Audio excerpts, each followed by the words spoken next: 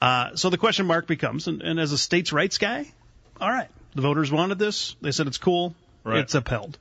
As a constitutionalist, should the voters have allowed that? It's a very interesting argument. Right.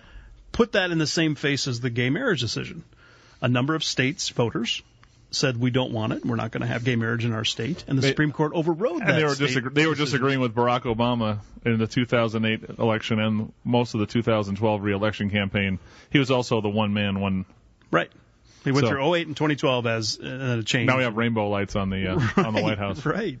So this brings up a big discussion about states' rights versus the Constitution versus the federal discussion. Where do you want to go? Well, there's a couple of things here. One, we talked about the in relation to states' rights. So let's start with that because that's where you're at. Okay. You basically said to me this morning, rightfully so, what is the purpose of living in a state now? So you started last week when we saw the ACA come down. You said, what's the purpose of writing a law?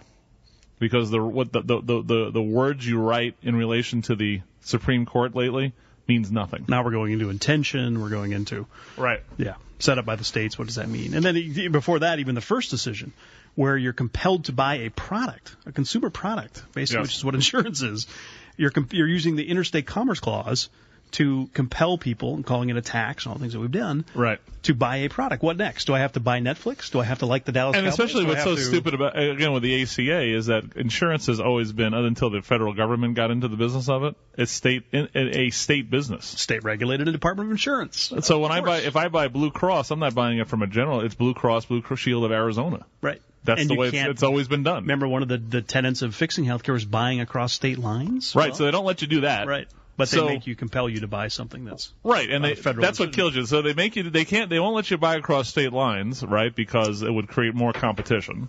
But at the same time, being everything insulated in the state, in the entire process, pretty much, basically, that doesn't protect you from the Supreme Court using the Interstate Commerce Clause to come get you. Chris, in a couple days, we have a very important holiday that we're going to go out and we're going to shoot off fireworks, and we're going to have some hot dogs, and we're going to Che Guevara's birthday, wave the flag. What was that about? What was that independence of this country over and from? So it's of course Independence Day, 4th of July, and I will tell you that our forefathers.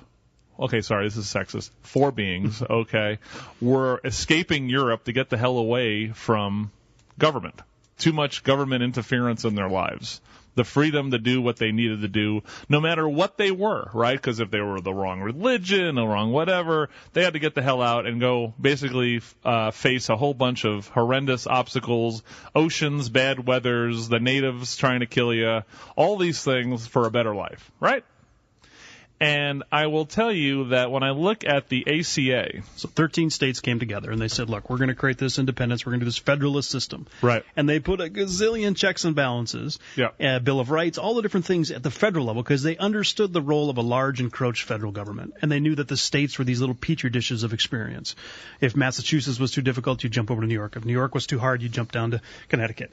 They created a federalist system with a lot of rights held at the state. Yeah. We have been eroding the rights at the state for the last 25 or 30 years. So it's no longer really a federalist system. It's more of a centralized government. If you want to jump in this conversation, 790-2040, we'd love to hear from you.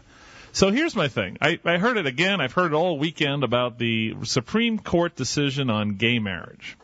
And they say, all I want is the freedom to marry my life partner. I want the freedom. I don't want the government to tell me I can't marry. First of all, it's not a right to be married, but the right of my pursuit of happiness is the freedom to marry my partner.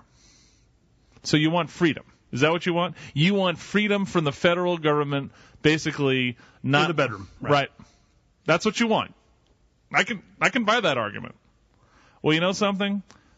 I want the freedom from my government not to buy a health insurance policy. How about that? This is where I see the real... This is all about emotional ideology. This is not about the law. And it's not about consistency either. So you've already talked about how, do we have states' rights, do we not have states' rights? They've already flown in that 3 times from Sunday. When we get back from the break, Chris, I've got about 15, 20 different encroachments on states' rights in different regulatory agencies, different things, different places in your life, locally, all the way down to the very into your pocket in so many different ways that all go into the face of states' rights. So, but don't tell me you want freedom from the government when it comes to your marriage. I would love freedom from the government in relation to anything I do personally. I mean, you and I are leaning libertarian more than ever with our stuff. Mm-hmm.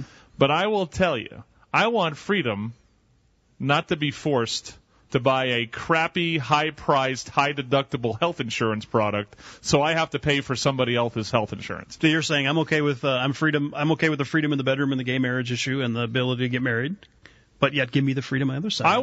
It's got to be consistent. Right. If you want to give me one, I'll give you the other. I can't buy a high-deductible, low-price policy just to cover my butt, and I'll take care of the little stuff.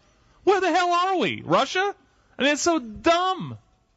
I mean, that is so dumb. So you want it? You want freedom, everybody? I want consistent freedom. All right? And there's freedom. You want to go bust the hump of the guy and gal who want to actually have a gun, right, and use it responsibly. You're going after the people who use it responsibly because some whacked-up kid on prescription drugs who dad bought him the gun killed these poor people in the church? Well, that's Charles Heller's fault? The guy who teaches it responsibly, uses it responsibly? What are you, crazy?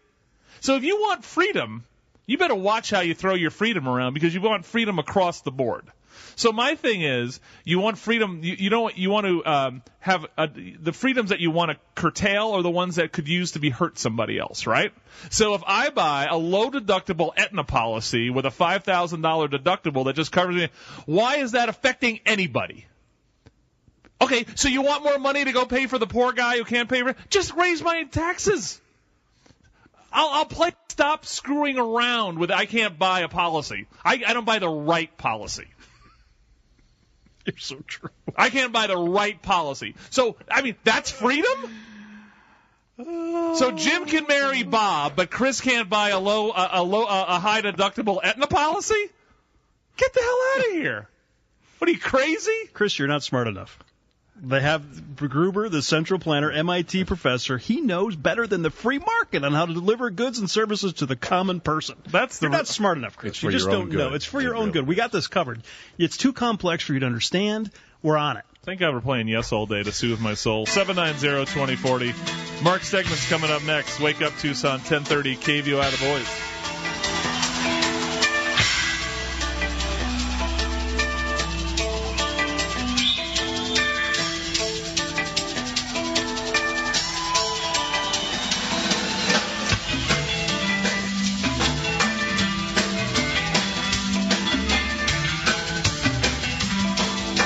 Tucson. Call Chris and Joe now at 790-2040.